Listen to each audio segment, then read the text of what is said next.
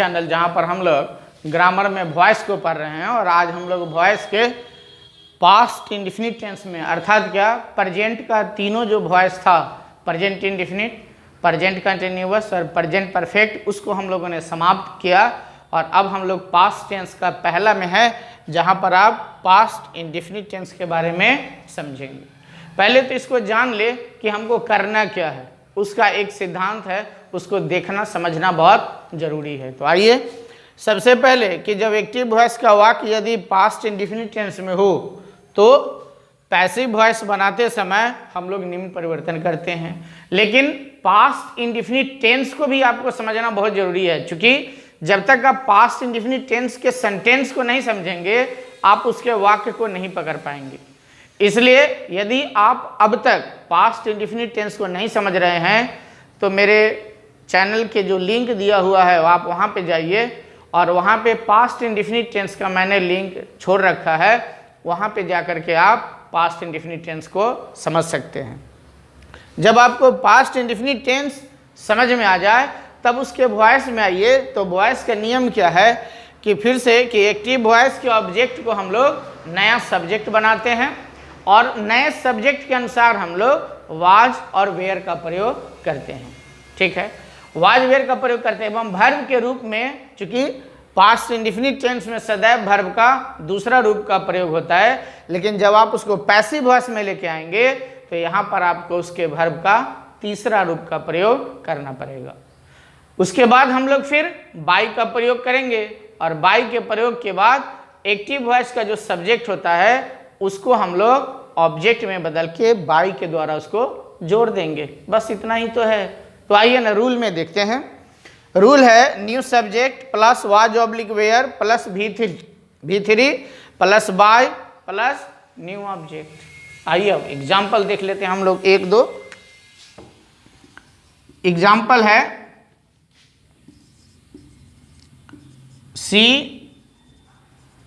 She wrote a letter. मैंने कहा था आपको कि वर्ब का ये दूसरा रूप लेता है, राइट, रोट, रिटेन, राइटिंग और राइट्स। ये वर्ब का 5 रूप होता है। हम लोग वर्ब जब पढ़ेंगे तो वहां पर मैं आपको बताऊंगा इसके बारे में। तो सबसे पहले हम लोग को इसमें ऑब्जेक्ट, तो ऑब्जेक्ट मेरा अ लेटर हुआ, ये वर्ब है, ये ऑब्जेक्ट है और ये मेरा सब्जेक्ट है। तो फिर हम लोग इसको इधर लेके आते हैं, अ लेटर। अब अ लेटर जब न्यू सब्जेक्ट हमको मिल गया तो न्यू सब्जेक्ट के बाद वाज और वेयर लगाएंगे। यहाँ पर हम लोग अ लेटर, ए माने सिंगुलर हो गया तो वाज का प्रयोग करेंगे, वाज। अब रोट दूसरा रूप है, इसका हमको तीसरा रूप लगाना है। तो तीसरा रूप में आपको रिटेन बाय। अब फिर सी सब्जेक्ट है तो सी का ऑब्जेक्ट को लगाना है आपको एट द एंड, तो सी का ऑब्जेक्ट हो गया हर। फिनिश।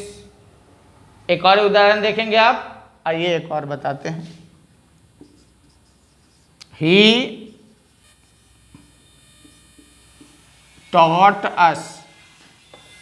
फिर से इस अस को हम लोग सब्जेक्ट बनाएंगे तो वी के साथ हम लोग वेयर लगाएंगे, we were taught, taught by. अब ही का ऑब्जेक्ट हिम, तो यहाँ पे हिम लिखेंगे। That's it. अब हम लोग आते हैं इसके निगेटिव और इंट्रोगेटिव को देखते हैं। ओके, आइए। तो आइए एक्टिव वॉइस के हम लोग पास्ट इंडेफिनिट टेंस का निगेटिव के वाक्यों को देख रहे हैं। निगेटिव में हम लोग सबसे पहले इसको रूल को देखेंगे कि रूल आपका क्या कह रहा है। रूल में new subject plus was not oblique were not plus V3 plus by plus new object. आइए अब इसके ऊपर हम लोग एक दो उदाहरण को देख लें। He did not help me, ये मेरा पहला उदाहरण है। आपको मैंने टेंस में बताया था, पास्ट इंडेफिनिट टेंस में, कि जब वाक्य में डिड नॉट का प्रयोग हो जाता है तो वर्ब का पहला रूप लगता है। अर्थात ऐसे आप ओवरऑल समझिए कि जब डू, डज और डिड का प्रयोग वाक्य में कर दिया जाए तो वर्ब अपना मूल रूप में आ जाता है। यहाँ डिड नॉट का प्रयोग है इसलिए हेल्प है, हेल्प दूसरा रूप में नहीं है। अब फिर से हमको ऑब्जेक्ट मेरा मी है तो मी का सब्जेक्ट आई हो गया, आई के साथ वाज लगेगा, आई वॉज नॉट। अब यहाँ पे आपको वर्ब का तीसरा रूप का प्रयोग करना पड़ेगा, हेल्प, हेल्प्ड बाय। अब ही का ऑब्जेक्ट हो गया हिम, फिनिश। ठीक है, आइए एक और उदाहरण देख ले हम लोग।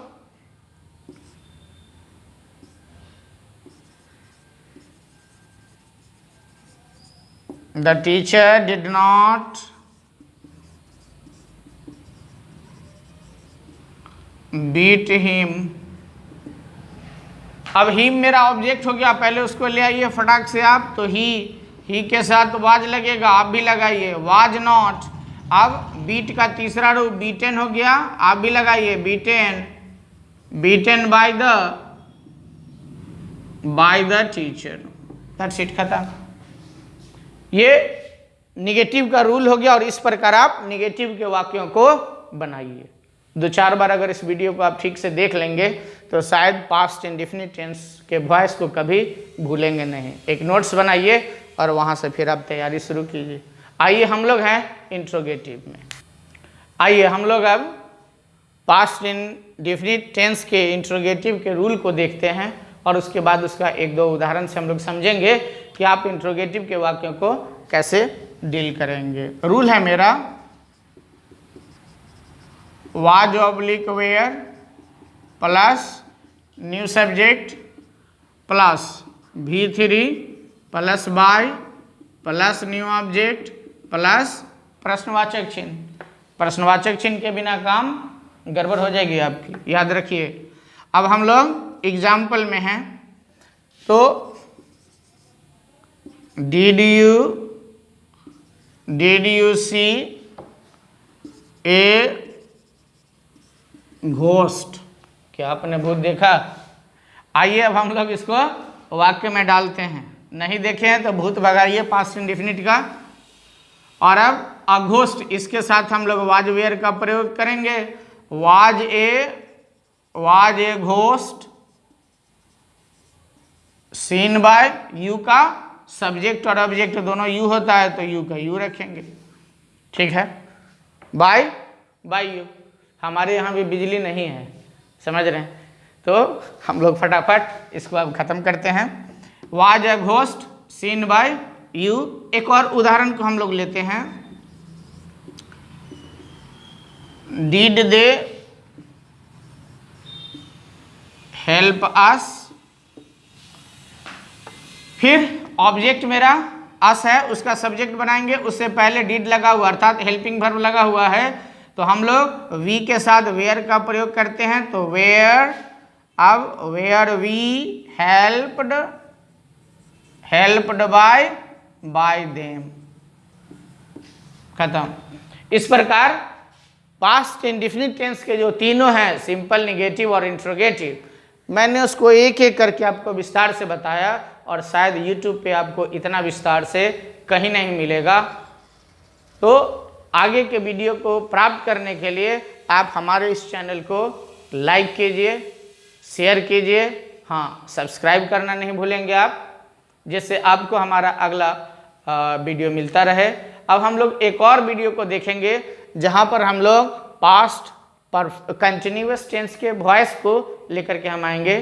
तो फिर समय को ना गंवाइए और सब्सक्राइब कीजिए। Thank you for watching.